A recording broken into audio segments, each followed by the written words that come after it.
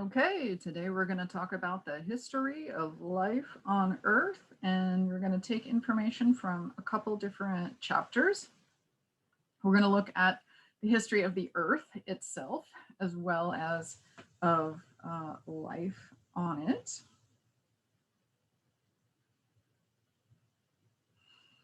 So we're going to start with a little geology, and we're going to see the interrelationship between geology, geologic history, and biological history.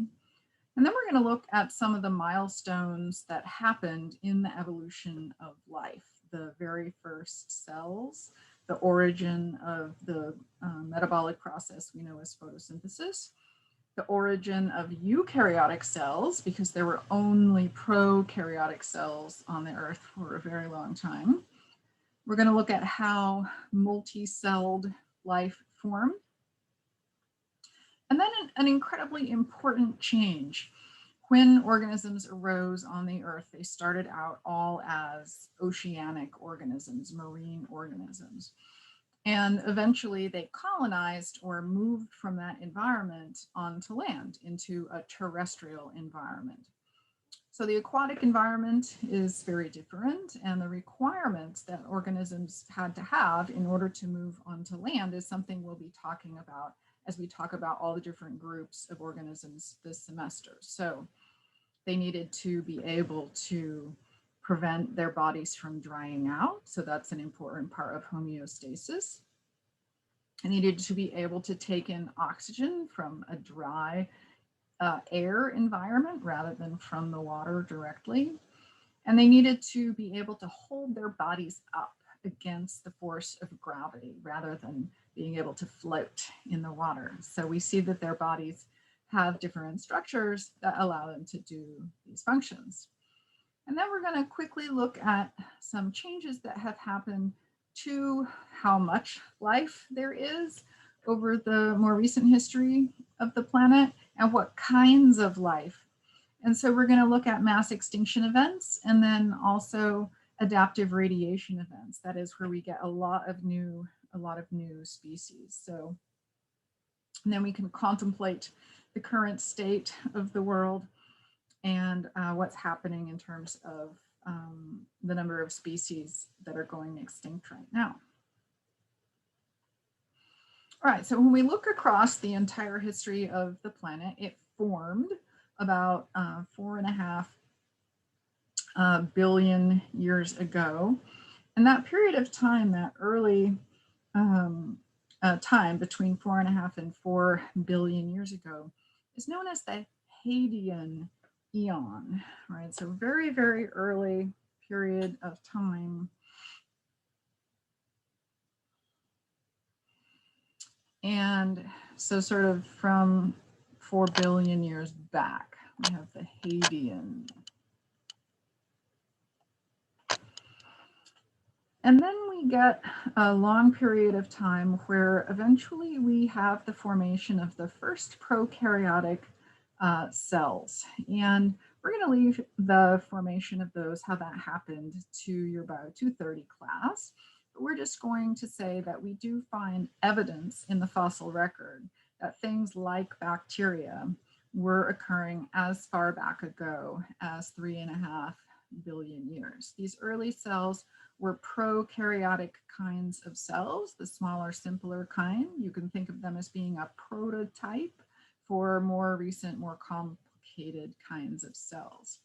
So we talk about the geologic history of life. The very, very biggest categories are called eons, E-O-N-S, eons. So the very oldest one is the Hadean, and then the next most recent one goes in this period of time when there's basically only prokaryotic kinds of cells, and that one is called the Archean. From about 4 billion years to 2.5 billion years.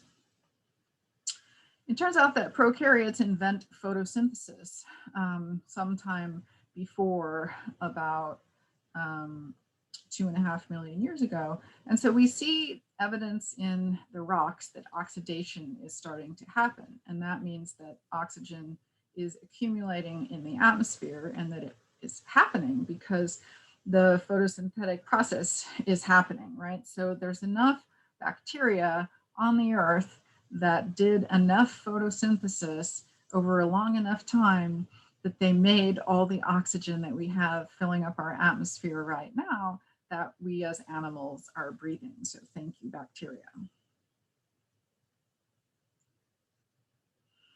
When we look at the conditions on Earth when it was that old, we also know that the atmospheric and liquid conditions on the planet were very different than they are now. So when we're trying to understand how the first cells formed and how things happened in evolution very early on the planet, we have to keep in mind that for a long time, the planet was very hot. It had a lot of hydrogen and nitrogen gas in the atmosphere. It also had materials that are difficult for some modern species to accommodate: hydrogen sulfide, ammonia.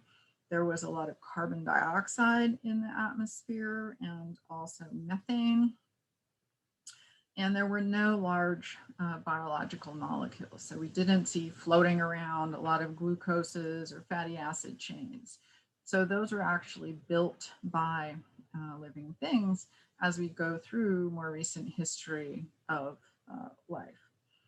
So people who are studying this very, very early period in life are going to very extreme and remote places in order to try and see what things were happening that might have influenced early evolution of early prokaryotic life. Places like volcanoes, the little ponds of sulfuric water that is around them, the very deep sea where hydrothermal vents are spewing up water that's very hot and has different mineral composition than water at the surface. And so we are learning about the characteristics of those environments as well as how early life could have evolved. And we're also learning about what life could be like on other planets by looking at these very different conditions. All right, so when we go to the period of time between about 2,500 billion years ago and about 500 billion years ago, this was a period of relatively rapid change in living things. The changes that accumulated that turned early prokaryotic kinds of cells into the first eukaryotic kinds of cells occurred by about 2.1 billion years ago. And then we even start to see multi-celled eukaryotes. Now, these are not lions, tigers, and bears running around. These are little globs of algae, so little globs of sponge. They're not very exciting kinds of life like we are used to seeing today, but they are definitely multi-celled rather than being single-celled. So again, prokaryotic cells can only be single-celled. There are many eukaryotic kinds of organisms that are single-celled, but the only multi-celled organisms have those eukaryotic kinds of cells. So they started forming in the oceans, and we don't see them moving on to land until much more recently than that. So going back to the names of these geologic eons, we have the Hadean, then we have the Archean. So remember, there's two kinds of prokaryotes, the bacteria and the archaea. So the Archean era is named for not the bacteria, but the Archean prokaryotes. And then we have this period of time, which is called the Proterozoic.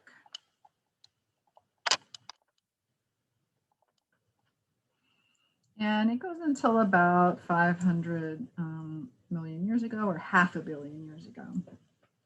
More recently than that, we start to see in the fossil record incredible diversity of different organisms evolves quite rapidly. We'll talk about that in a few more slides. And eventually we get to the point where humans appear in the evolutionary picture only about 200,000 years ago. All right, so when we think about the history of our planet, we're talking very, very big picture, very, very long periods of time. The planet Earth, unless we get destroyed in some other way, will be able to support life until our sun gets tired and dies, and that isn't expected for about another 4 billion years. So a lot of other things could go wrong before then, but that's probably not happening in any of our lifetimes. All right, so when we look at the history of the Earth, we are able to infer a lot of evidence about what happened in the early Earth because of looking at rocks. So rocks have crystals, they have minerals in them. And when we look around the planet, we can find in different locations rocks that have different ages. And that the very oldest rocks that we find on the planet hardly ever go all the way back to the 4 billion years ago, but more recently we have lots of evidence about things that happened in the atmosphere and also with living organisms because they become fossilized and appear in the rocks from those different areas.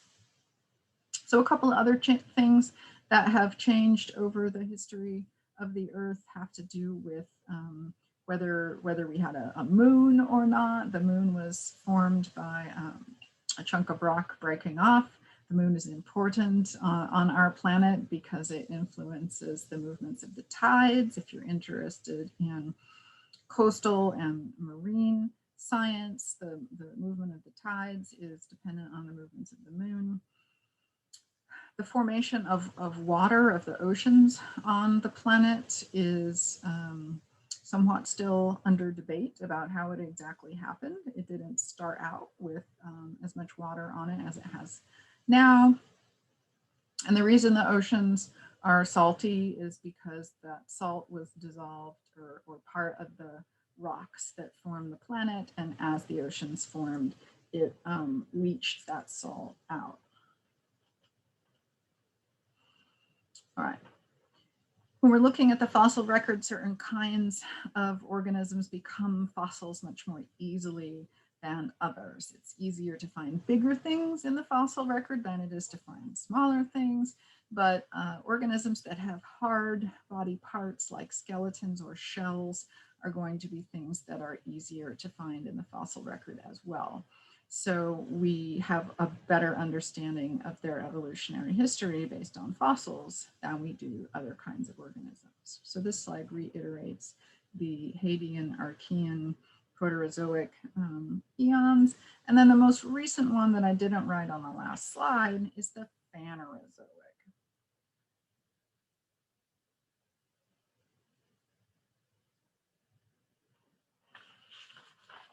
All right, another geologic aspect of our Earth that's important in understanding the fossil record and what's happening with the planet today in a lot of ways is the idea that the surface of the Earth is made up of a series of interlocking plates like jigsaw puzzle pieces.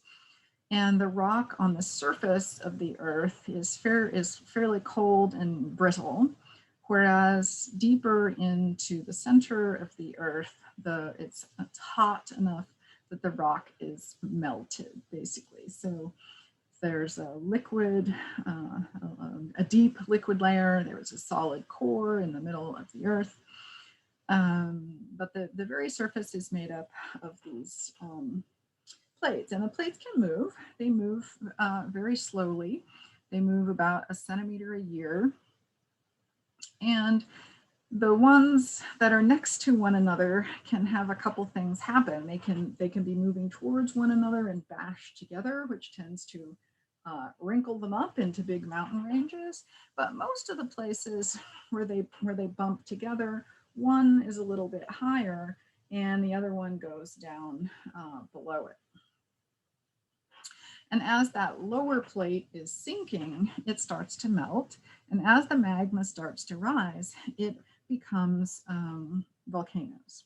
So where we have a long string of these red dots along the edge of the continents, that's where the plate, the Nazca plate, for example, is subducting or going under the South American plate. The edge of that plate is melting and it's bubbling up and it's causing this volcanic activity along the Andes. Places where the plates are spreading apart from one another, these occur in the middle of the oceans. And the reason they occur in the middle of the oceans is because this new plate, tectonic plate or crust of the Earth is it's warm and it's dense and heavy, so it tends to be lower lying, and so it's low relative to other areas on the planet, and so the oceans fill up those low spaces. The places where we see land that is above the level of the water, those are old cold rocks that are less dense and they are sort of floating. So we have this continental crust that is the higher level that includes mountains and everything that's above water. And then we have the oceanic crust that occurs underneath the oceans because of its characteristics that make it actually not float up as much, it stays sunk down. So as the history has passed over the Earth, over hundreds of millions of years, these plates are slowly moving apart and towards one another. And this idea that the plates move was not formulated until the 1960s. Right? So within my parents' lifetime, this idea of continental drift, the idea of these tectonic plates that they move and that they move in a particular direction for a long period of time, actually causes the locations of the continents to change relative to the equator. And it also causes them to become further apart and closer together to one another. So before the theory of continental drift, people were really puzzled as to how fossils could end up in places that didn't seem to be the right climate for them anymore. So we had tropical species that were occurring in Northern Europe. People thought that somehow the climate had changed in that same location. We had marine organisms, fossils way up high in mountains, and people didn't know how they could have gotten there. They thought that maybe during Noah's flood from the Bible, the oceans were so high that they brought those marine organisms up to the very top of the mountains. But the theory of plate tectonics made sense of all this. It said that over long periods of time, the altitude of these pieces of plate and also the latitude of these pieces of plate could change over time.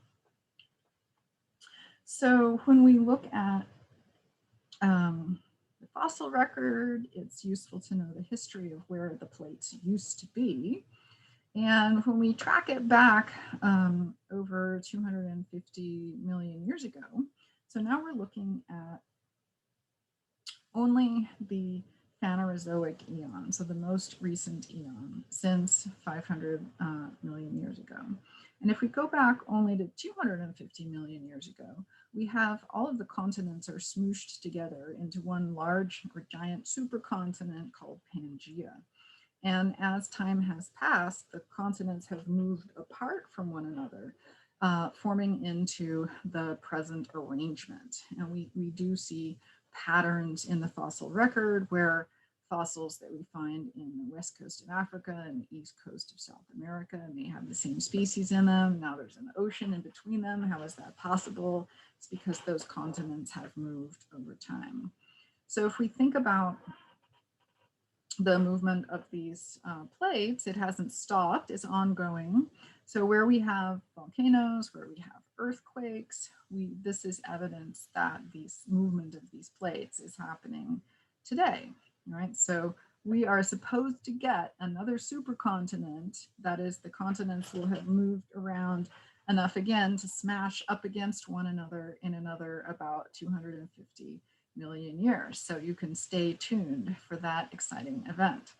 Now, as the continents are moving around, we can have changes in planetary climate because of the way that the continents force the oceanic currents to move around them.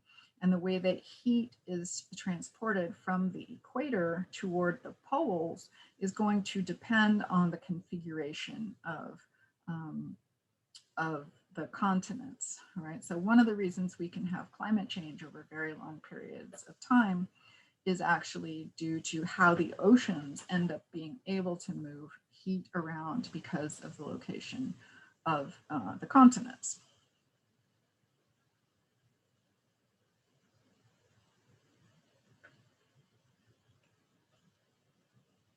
And if we go back before 250 million years ago, the continents were doing the same thing. They were moving apart from one another. They were getting smooshed back together again. So there's evidence that this cycle has happened multiple times.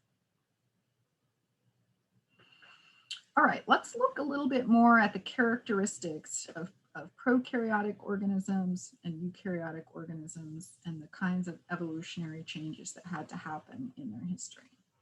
So if we use DNA evidence from today, we can make a phylogenetic tree diagram that shows, if we go to the very bottom of this diagram, that there was a branching point, and the bacteria and the archaea separated apart from one another at the most distant time in the past. So there's lots of different kinds of bacteria that are being shown on this slide. You don't need to know any of those different groups.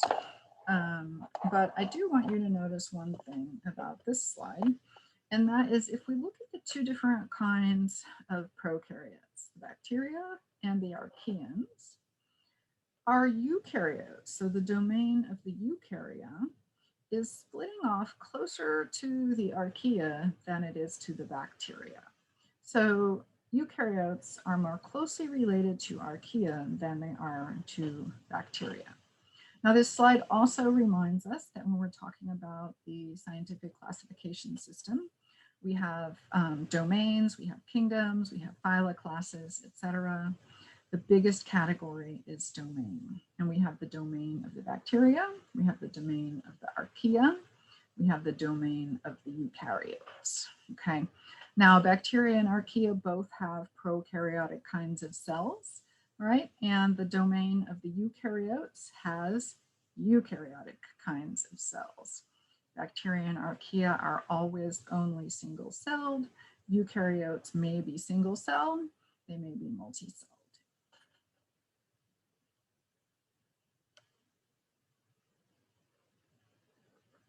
Right, we've got some basic characteristics of prokaryotes, and this figure is showing a bacteria, but it can also reflect the structures of archaea. So our basic structures of all cells pertain here. There's cytoplasm, there's DNA in the form of a circular chromosome, that is, it's fastened together. It doesn't have two ends, it just goes in a loop. There are ribosomes, there is cytoplasm, there is a cell membrane or a plasma membrane, but prokaryotes also have a cell wall on the outside of the cell membrane. Now, some eukaryotes have a cell wall, but all prokaryotes have a cell wall. It may also have additional structures on the outside of its cell wall. It may have a capsule, which is like an extra tough second cell wall that's on the outside. It may have fimbria, which are sticky, which allow it to attach together to other bacteria. It may have what are called these sex pili, and they're little tubes. So when we think about cell division in prokaryotes, they go through binary fission to do reproduction, and they have asexual reproduction, but they may also exchange little tidbits of their DNA using these little straw-like connectors, the sex pili. So you'll talk about that more in your Bio 230 class. They may be able to do locomotion, and the only kind of structure that prokaryotes have to do locomotion with is a flagella, okay? So eukaryotes may have flagella, they may have cilia, they may have pseudopods, they may do other things, but prokaryotes only have flagella or they don't have anything. When we're looking at the differences between bacteria and archaea, they're biochemical. They're hard to see. So when we find archaea out in the world, we usually find them in what we would consider extreme environments. We find them in the deep sea, we find them in very hot locations, we find them in acidic locations. So we tend to think of them as the prokaryotes that we're going to find in the most extreme environments.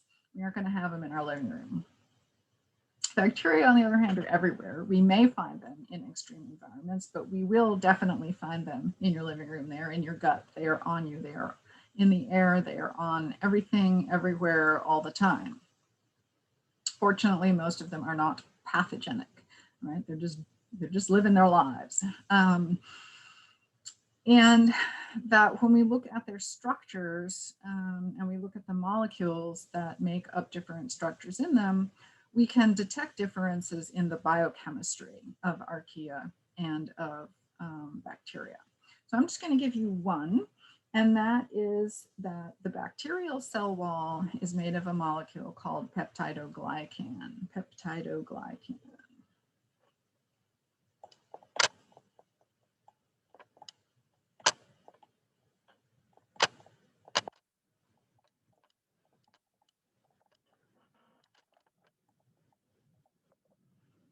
Right, and the cell wall of archaea is made out of molecules that are not peptidoglycan.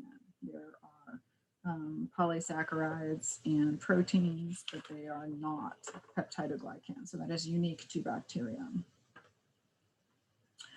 The prokaryotic cells tend to be small. They're from 1 to 10 microns, and they don't have any internal structure. So the inside of a prokaryotic cell is like a studio apartment. There's no rooms, right? None of the structure, none of the components on the inside are separated or packaged by any kind of membrane. And when we find them out in the world, we may have single bacteria living in different locations that are so small we can't see them, but we also find them in films and mats. And that is where there are so many of them stuck together that they actually become visible to the naked eye. So when we grow bacterial colonies on plates in the laboratory and we see these little dots that we can see, they're bacterial colonies. Those are about a million bacteria, but they're places where we find bacterial mats that are meters and meters across. And so there's, trillions of individual cells making those up. So we do find bacteria in places where they form a colony that's big enough we can see it with our naked eye. There's one more point I want to make, and that is, although they have this one large circular chromosome, they may have other bits of genetic information in the cell. And these are little tiny circles of information that may only have one gene on them, and they're called plasmids. And the things that can get transported from one individual to another are often these plasmids. So these are little extra chromosomal. They're not part of the main chromosome. They're little circles of DNA. And often that's how antibiotic resistance, it can get spread from one individual to another because it is transferred via these plasmids. All right, a fascinating thing about prokaryotes is that they have a large variety of different biochemical processes or metabolic chemical reactions that they are capable of doing that eukaryotes are not capable of doing. So we can think of bacteria as being a sort of metabolic machinery that has a lot of jobs on the planet that no other kinds of organisms can do. So we're going to talk about some of these different ones that have to do with how organisms get their energy. And we're going to see that there are ones that you've never heard of before, perhaps, that, that bacteria can do. Now, another thing about the metabolic reactions of the bacteria is we think about eukaryotic organisms as requiring oxygen for life, right? That's not true of all prokaryotes. There are ones that can live in oxygen-free environments. There are also ones that can do chemical reactions that we rely on. For example, converting nitrogen gas, N2, into ammonia, NH4. And in order for plants to be able to take it up from the soil, they need to have bacteria in the soil as well that's doing that chemical reaction. So lots of eukaryotic organisms' body processes rely on there being bacteria in the environment to produce certain molecules that we need for our life functions. All right, so let's talk carbon source first. So besides energy, all living things need carbons. All of our biological macromolecules are made, they're organic molecules. They are made from mostly, they need to have carbons. So in order to grow, organisms need to be acquiring many carbon atoms in order to do that. So we have carbon that can be found in nature in a form that is organic and in a form that is inorganic. Organic carbons are ones that are in molecules that have carbon and oxygen and hydrogen. All right, so if we think about the formula for a glucose molecule, that's C6H12O6, that's a good example of an organic carbon. It's packaged together in molecule together with oxygens and hydrogens. There are very few, right? There's a gazillion organic carbon-based molecules. There's a few inorganic carbon-based molecules. Carbon dioxide is one of them, right? It's got carbon and it's got oxygen, but it doesn't have any hydrogens. So you need to remember that carbon dioxide is an inorganic carbon source. All right, so we can put our organisms into two different categories. Ones that get their carbon from carbon dioxide, which is an inorganic source, and we can look at ones that get their carbons from organic sources. So if we're getting our carbons from organic sources, basically we have to be eating or consuming some organism that built those biological molecules, right? So we're going to be consuming some other living thing. So if we're getting our carbons from organic molecules, then we're going to be eating or consuming. And so we're going to consider those organisms heterotrophs, right? So if we're getting our carbons from inorganic, we're actually just absorbing them from the atmosphere as carbon dioxide. So we're going to call those organisms, they're not eating other organisms, so we're going to call them autotrophs. So we're going to have four kinds of organism based on how they get their carbons, whether it's organic or inorganic, and then how they get their energy. So organisms can get energy from light, and we traditionally think of plants as being able to do photosynthesis, of being autotrophic. And so because they do those two things together, we're going to have a slightly more complicated version of our naming system.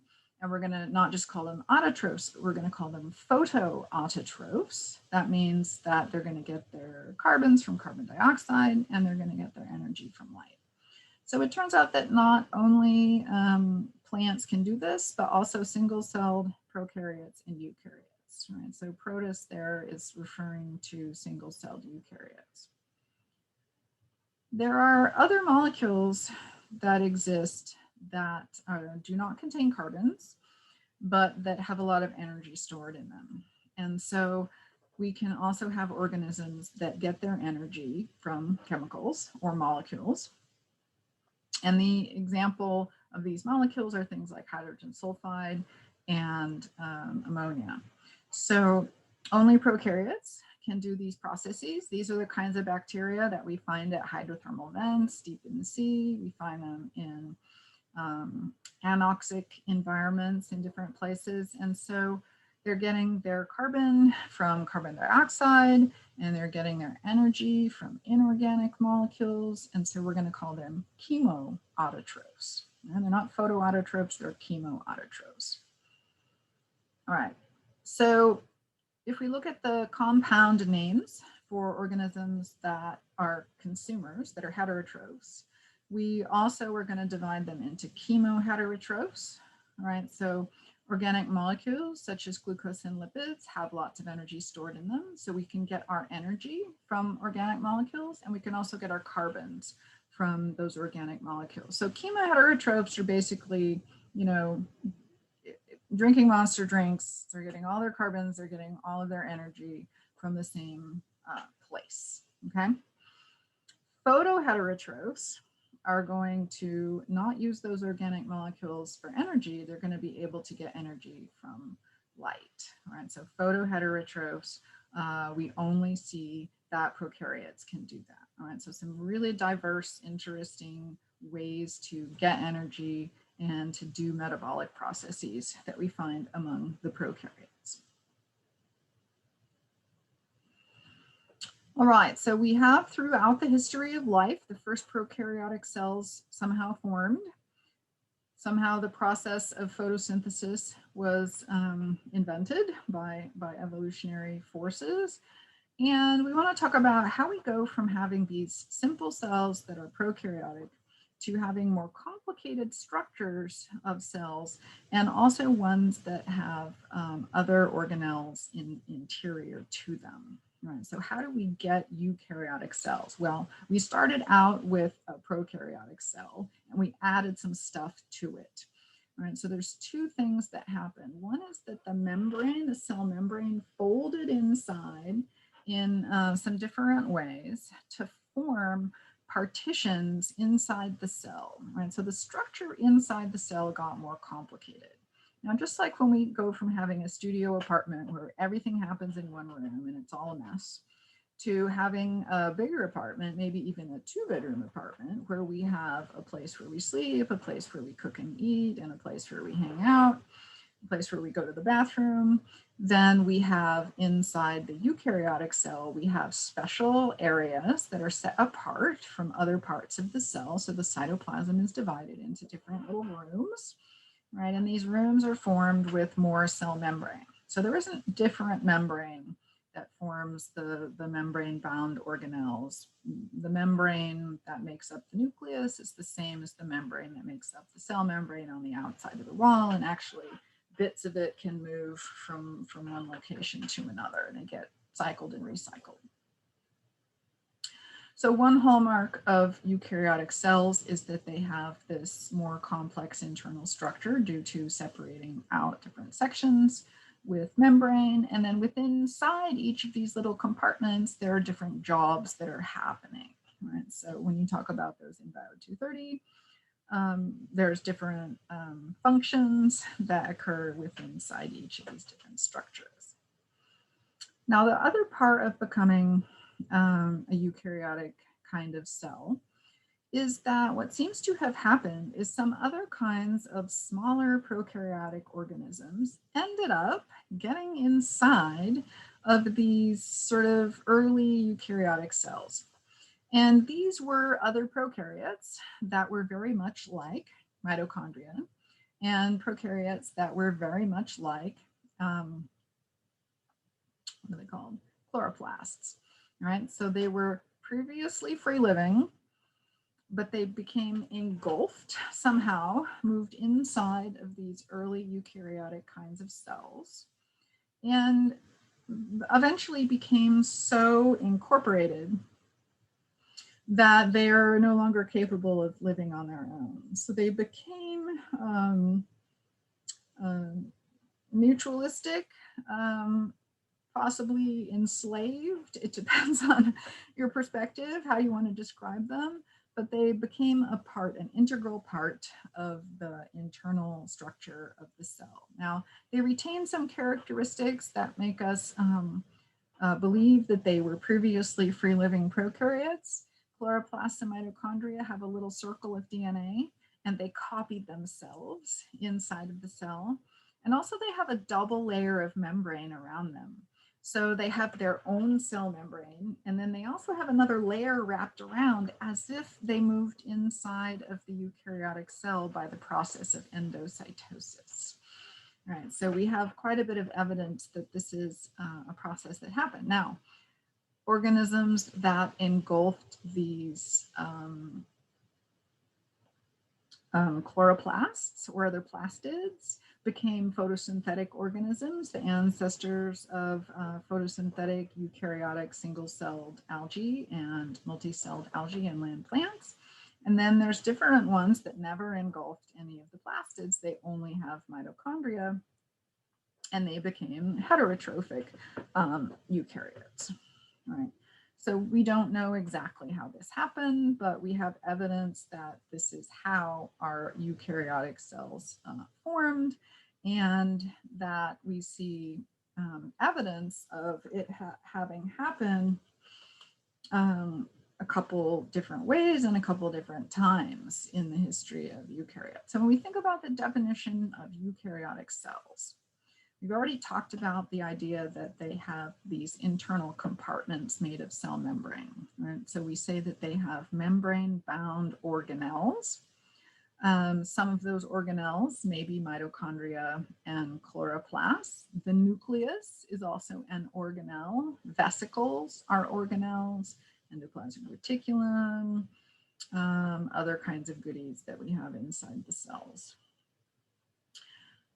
Eukaryotic cells may be much larger than prokaryotic cells, and they may bind together to form multi-celled organisms. So when I say much larger, they can be on the order of 10 to 100 microns and even bigger.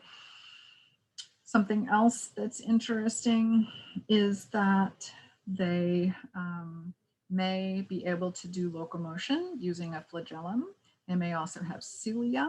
They may also have pseudopods, and that the cilia and pseudopods we don't find them among prokaryotes. So they have some novel ways to be mobile compared to the prokaryotes. One last thing about their DNA is because they're larger and more complicated, it actually takes more genes in order to build and run the cells. So there's more DNA than can exist as a stable molecule in just a little ring. And so what's happened is we've taken all the DNA in the genome and just kind of separated it out into molecules that are a reasonable size to exist in the cell. So instead of having one circular chromosome, eukaryotes have multiple linear chromosomes. That just means if we take the chromosome and we spread it out, we'll be holding it like a string. It has one end and another end. It doesn't join together around into a circle. All right, when I said that we have evidence that these endosymbiotic events happened multiple times, when we look at different kinds of photosynthetic eukaryotes, we find that they have different photosynthetic organelles. And so we believe that different endosymbiotic events happened with different prokaryotic partners. So when we look at, say, green algae compared to red algae, the reason they're different colors is because they have different molecules that are doing photosynthesis in the plastids that they absorbed. Right, so we have at least two different types of prokaryotic photosynthetic cells that got engulfed in these endosymbiotic events. And so part of the way that we tell the difference between different kinds of photosynthetic organisms is by these different endosymbionts that they have. All right, that is the main point of this slide, not for you to know which ones are which, but that it's evidence that endosymbiosis happened more than once, and that it helps explain why we have different colors of algae, because the photosynthetic pigments are actually different molecules that absorb different wavelengths of light. All right, when we look at all of the different kinds of eukaryotes, we also want to look at how did they become multi-celled, right? When we look at plants and animals and fungi, those are the main groups of multi-celled organisms that we see on land. Did they all become multi-celled once and then split apart into these three kinds of organisms? Or do they have a recent ancestor that was single-celled that was different from one another, right? And so I did a simplified sketch of our eukaryotic evolutionary tree diagram, highlighting which groups have single-celled organisms, multi-celled organisms, and both. All right, so we want to look at this diagram and see if we find evidence for multi-celled organisms occurring in a way that's homologous or analogous, right? So do all of the purple and blue boxes, do they share a recent common ancestor, or do they have recent common ancestors that were single-celled? So if we look, we see that animals have a most recent shared ancestor that was single-celled.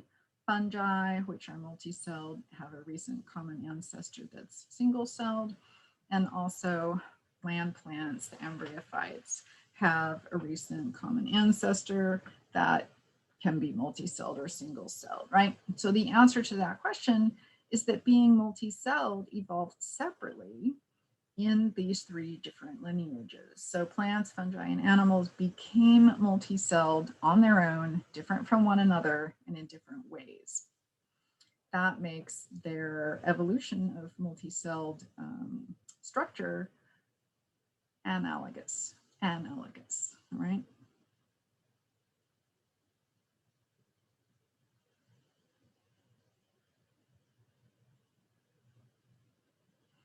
So when we look at multi-celled fungi and we look at multi-celled plants, basically they evolved by forming some kind of little blobs, maybe some little network-shaped structures, and then they sort of developed more pattern as they evolved.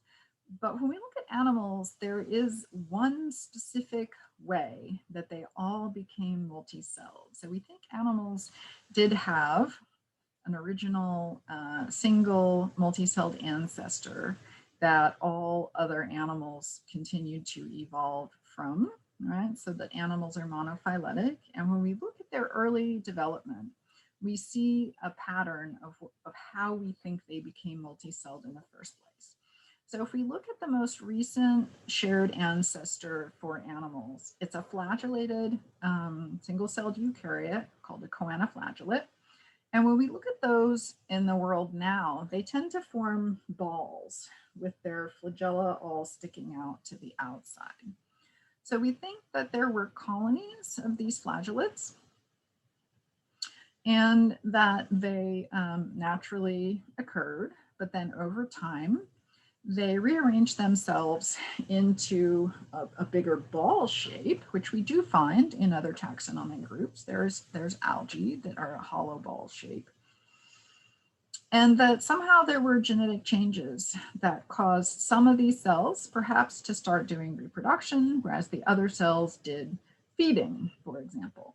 And they became so interconnected to one another that they couldn't live apart.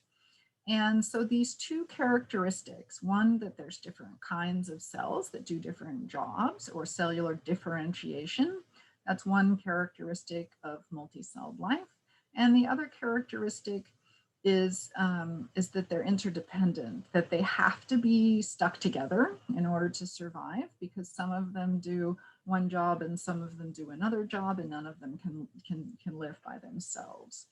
So we believe that this pattern we see in early development, the formation of the blastula and then the gastrula, reflected the developmental or the evolutionary steps that led to more complex body forms among all the different animals. And when we talk about development in animals later on, we'll play this out to see how the characteristics that differentiate between different animal phyla start to develop in very early in the embryo. And we can see that this maybe is how they evolved in the first place.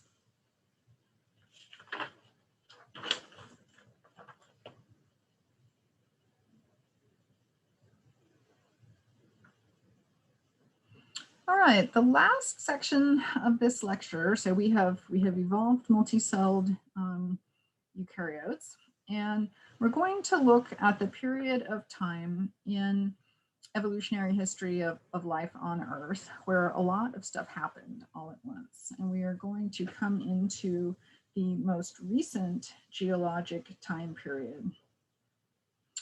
The eon. Remember, we started with the Hadean, and then the Archean, and then the Proterozoic. We're going to look at the Phanerozoic. All right, so the Phanerozoic, this figure is a little misleading. The end of the Proterozoic turns into the Phanerozoic. Within the Phanerozoic is another set of categories, like we have phylum inside kingdom, that we have the Paleozoic.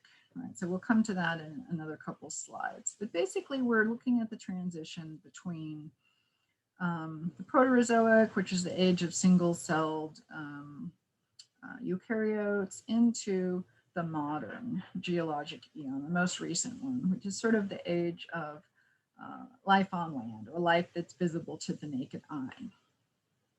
If we look at a lot of animal phyla, we see that they existed before this time period. So this period that we see at the very bottom of the screen, the Cambrian, right? The beginning of the Cambrian is the beginning of incredible expansion in diversity and adaptive radiation that happened, that basically finished creating all the different animal phyla that we have alive on the planet today. So we think of this as the modern kind of geologic eon, and that although some of these organisms existed further into the past, for example, we see evidence of sponges and cnidarians, which are things like jellyfish and corals, we see their existence. We don't see more complicated kinds of animals. We don't see ones with hard shells or exoskeletons, certainly not with internal skeletons.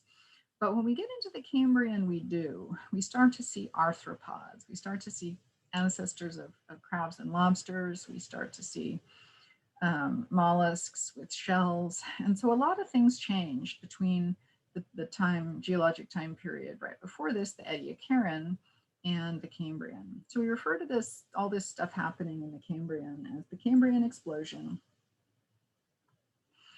Prior to the beginning of the Cambrian, the Earth was in a period of time where the climate was very cold, and it started to warm up, and there was more habitat available. It was more conducive to more organisms moving around more rapidly. And what seems to have been invented evolutionarily at this time is predation. And so some larger animals were squirming around and trying to eat other ones. And the development of these hard shells to protect themselves from predation happened very, very rapidly when we look at the fossil record.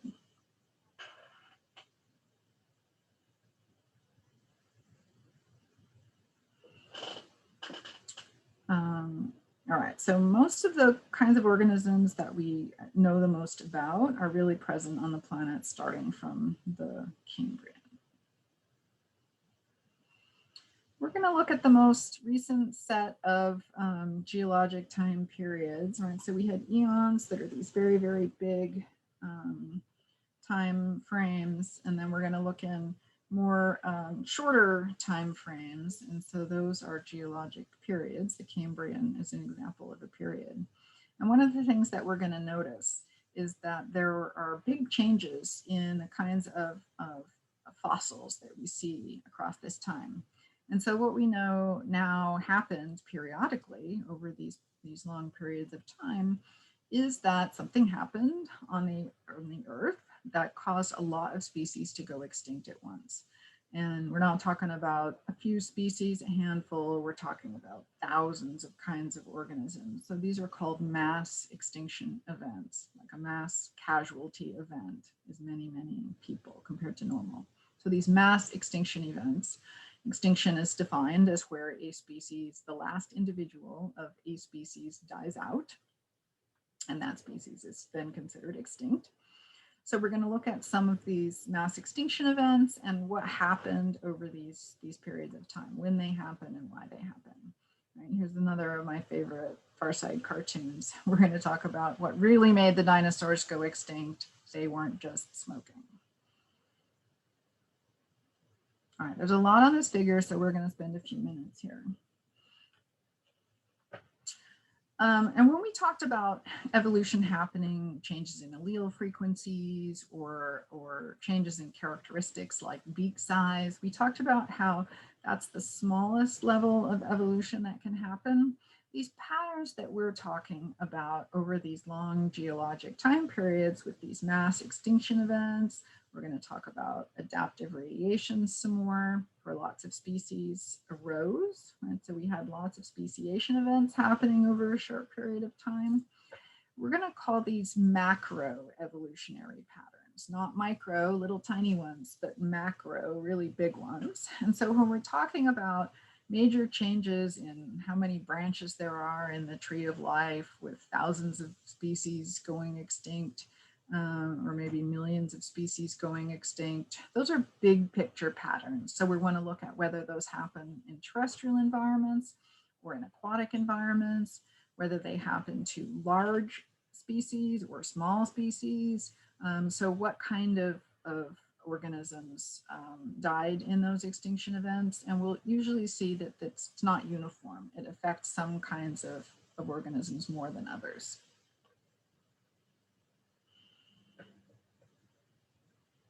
All right, so we have across the bottom, we have these geologic eras, and then we have the geologic periods. So the Phanerozoic eon is what's being shown on this, and within the eon, there's eras, the Paleozoic, Mesozoic, and Cenozoic. And then within the eras, there are periods. All right, so across the bottom, I don't expect you to know these. The E is a symbol for the Cambrian. We have the Ordovician, Silurian, Devonian, Carboniferous, and Permian. And then we have the Triassic, Jurassic, and Cretaceous in part of the Mesozoic. And then in the Cenozoic, we have the Paleogene and the Neogene. Neo means new. We're sort of, that's where we are now. We're in the Neogene. So if we look at what happened on this graph, that we're looking at the red line, which is extinction rate, right? So if we have a very high number for extinction rate, that means a lot of extinctions happen. So we want to look for the very tallest points with the red line. Those are our mass extinction events.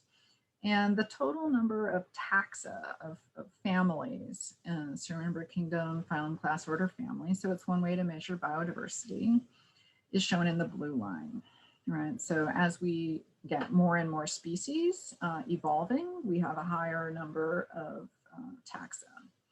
We have a mass extinction event. If you look at the one in the middle of the graph here, we have a very high extinction rate, and we see a big decrease in biodiversity at the same time. All right, notice that that mass extinction event is conveniently at the end of the Paleozoic, the beginning of the Mesozoic. It occurs at the end of the Permian and defines the beginning of the Triassic. So geologists actually, when they were looking at the history of the Earth that was preserved in rocks, one of the ways that they could tell that something had happened was that they noticed the fossils that there are in the rock changed dramatically, very suddenly. And the reason the fossils changed is because a bunch of species went extinct and they stopped seeing them in the fossil record, and that new species evolved that they started seeing for the first time. And so this is a relationship between geologic history and the biologic history, is because these mass extinction events are the reason why we define the ends, beginnings and ends of a lot of these geologic time periods. They actually are dependent on what's happening to the biology at the time. Right. Very obvious difference in the fauna and flora at this time period. So this one's called the end Permian extinction event, and it's the biggest one that we know of having happened historically. in terms of how much diversity was extinguished in this mass extinction event. It's about 251 million years ago. We go back to about 444 million years ago. We also have a very high extinction rate, but we don't see as big of a dip when we look at biodiversity in terms of at the family level, right? So maybe a lot of species went extinct, but not a lot of families. All right. So how do we define a mass extinction event? Well, it's when a whole lot of species go extinct over a very short period of time. And when we define a whole lot and we define a short period of time, these are relative. There's some disagreement among geologists and paleontologists about which of these things should be called mass extinction events. Most scientists settle on these 5 that we're going to definitely all consider mass extinction events. Some people make arguments for other ones for various reasons.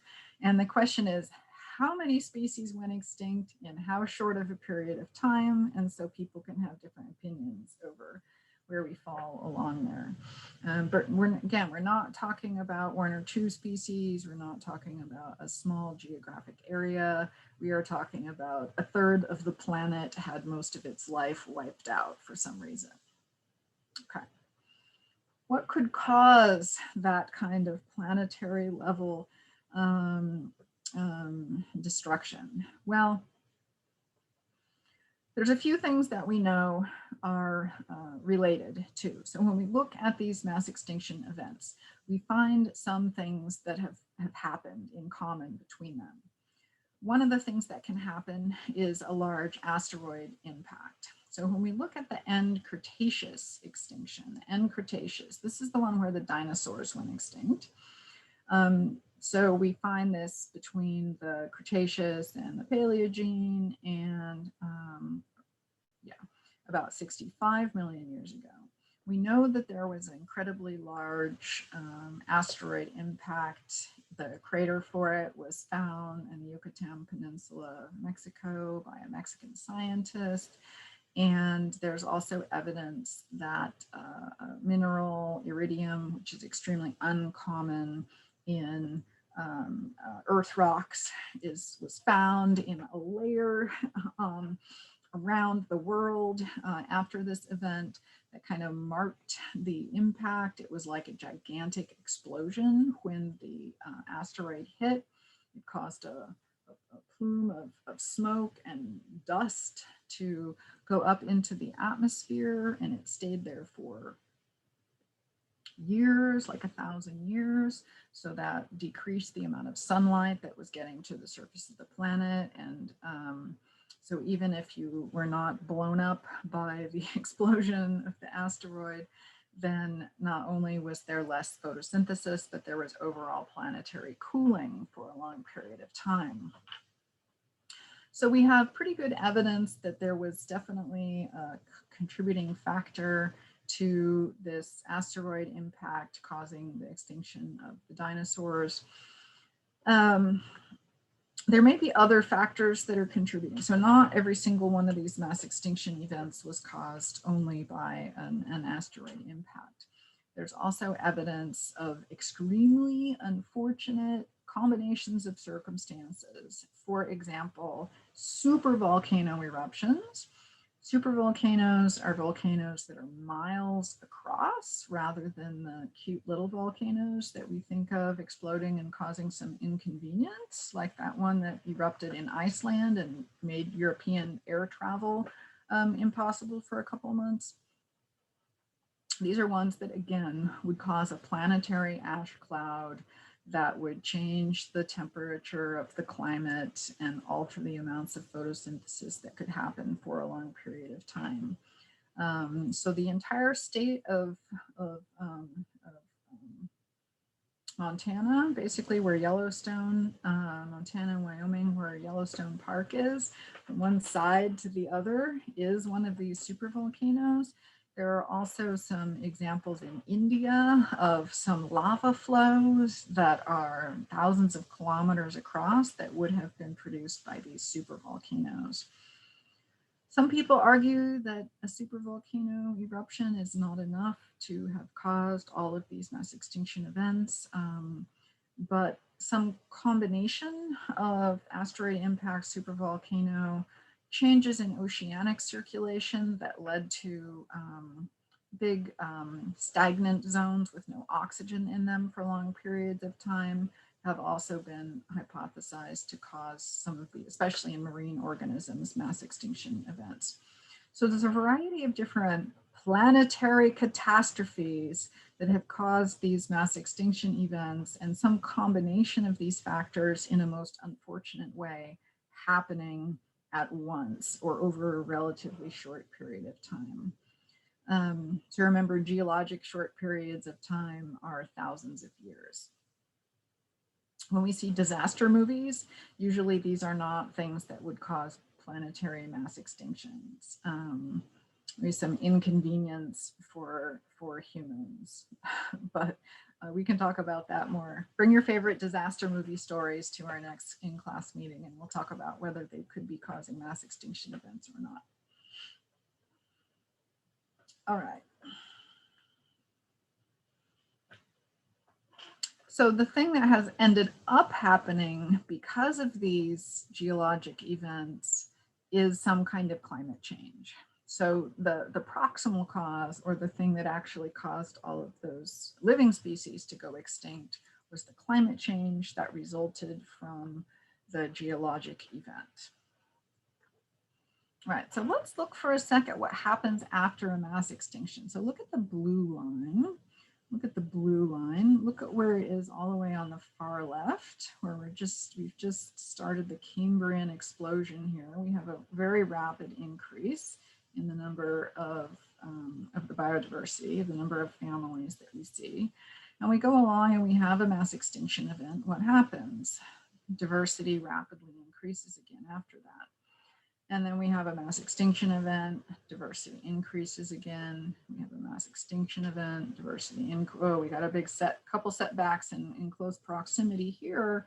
But what's happening is that the total number of taxa is basically continuing to increase as we go over time. And you hear statistics like there's more species that are already extinct in the history of life than there are alive on the planet today. That's definitely true.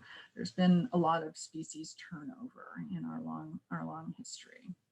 Right, so if we go and we look at how big the line, how high the blue line is over here, we still have, even with having had these mass extinction events, we still have a lot more biodiversity on the planet now than we did when we started the Phanerozoic era. So although we have had mass extinction events, the living world has rebounded from them. Now it looks different after these extinction events. There's winners and there's losers, right?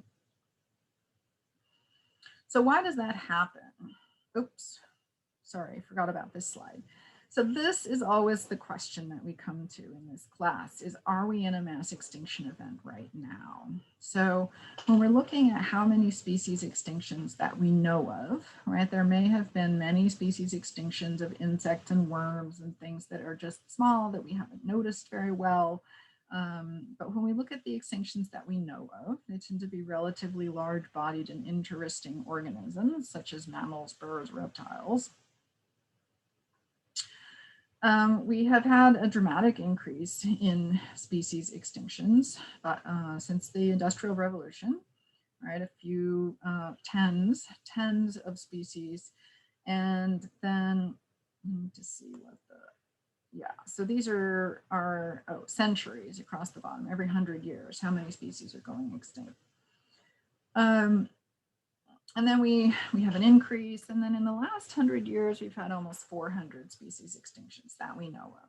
And so that's a lot more. Now, if this pattern continues, it looks like it's growing exponentially, all right, then we definitely would be heading into what would be considered a mass extinction event, right?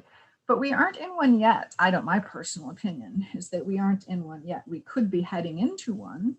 But it's possible to stop it, both from our practices as humans in harvesting animals and plants and how we interact with the environment, as well as the effects that we're having on climate, right? So different scientists have different opinions about that. My personal opinion is that we haven't had one yet. We're heading into one, but we could still, my optimistic opinion is that we can still put it off.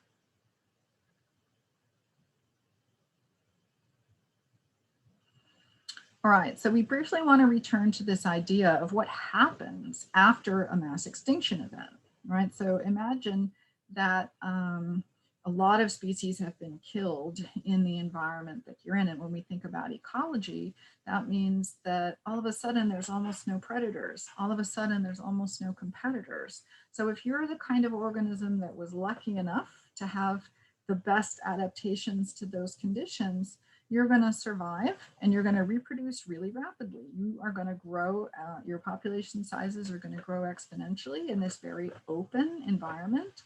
And so we see adaptive radiations. What happens is as those species are refilling the niches in the environment, they will have adaptations that make them fit into those ecological niches, right? So we haven't talked about ecology yet, but if you're familiar with some of the vocabulary already, then that will help you understand what I'm talking about. Right, and so often we see these kinds of speciation patterns, rapid speciation, diversifying into unfilled niches. We see them happen when islands are colonized by new species. And so one of our examples of an adaptive radiation is the Galapagos Islands finch. So when the Galapagos Islands were formed by volcanoes coming up out of the ocean, they were brand new habitat that didn't have any species in it. And so as new species came to the island, they had a lot of room to have their characteristics vary and to be successful across a wide range of those characteristics.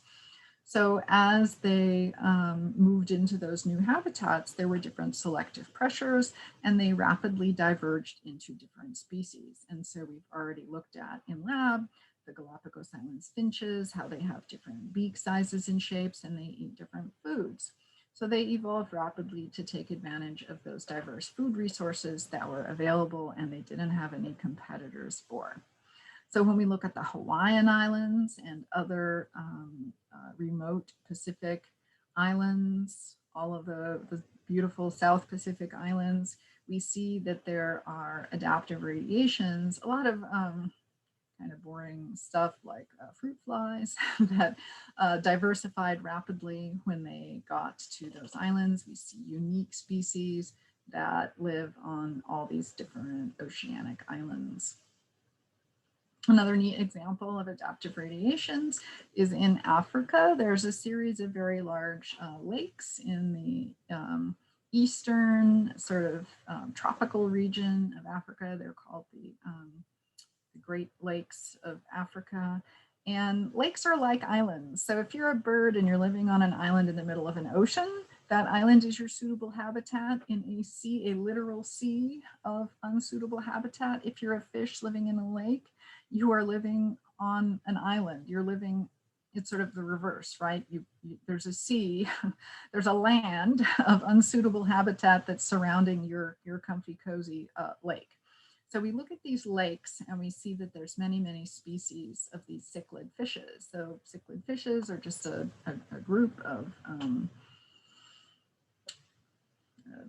family of fishes, or maybe a genus of fishes, family. And then we see hundreds of species of these cichlid fishes in these lakes, which are, they're large, but they're not that large. So we know that over their history, they have speciated very rapidly and have evolved to take over the ecological niches that were available. So we look at these cichlid fishes, we look at the Galapagos Islands finches as examples sort of on an ecological timescale of adaptive radiations, but we have to imagine that after mass extinction events, that organisms were speciating and radiating into those empty niches across whole continents, like they were doing in these little microcosms, these little experimental stories that we can make about finches and fishes.